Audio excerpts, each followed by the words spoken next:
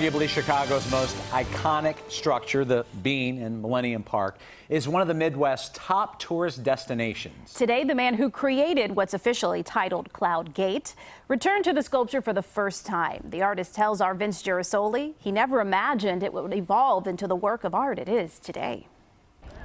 At any given time, you'll find countless people snapping photos and interacting with the mirrored surfaces of Chicago's Bean. I was rather emotional this morning. But for the silver-haired gentleman in the dark glasses, it's an extra special moment. It feels strange, but it's good. Sir Anish Kapoor is the British sculptor who planted the Bean in Chicago. The moment you begin to walk around, it changes as an object. His first visit back since its 2006 installation is taking him by surprise. Did you expect you'd feel that way? No, I thought I knew it. And weirdly, I kind of don't. 11 years ago, selfies weren't an everyday occurrence. The Bean is now the backdrop in tens of millions.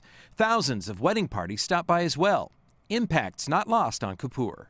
I think about this idea of real engagement. People come here, take a selfie, but are actually involved in the object and therefore with each other. Yes, I did. Look at him jump. The usually reserved Kapoor, caught up in the moment, even playfully jumped for street photographer Susan Romano. To have him jump for me is like the icing on the cake, on the bean, I guess I should say. In a vertical city, it's very hard to compete. So Kapoor designed a horizontal reflective urban entrance he called Cloud Gate, which didn't last long. What do you think about us calling it something else? But the Bean, of course, says that it's everyone's object. Everyone knows what the Bean is, in a way. And I like that. Okay, here's a picture that I snapped with him because who could resist in front of the Bean with the creator of the work of art there.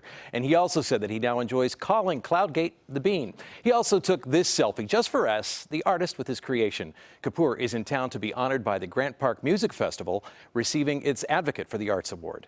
And he really did say he didn't expect the Bean to be what it is today, and he truly was touched by it.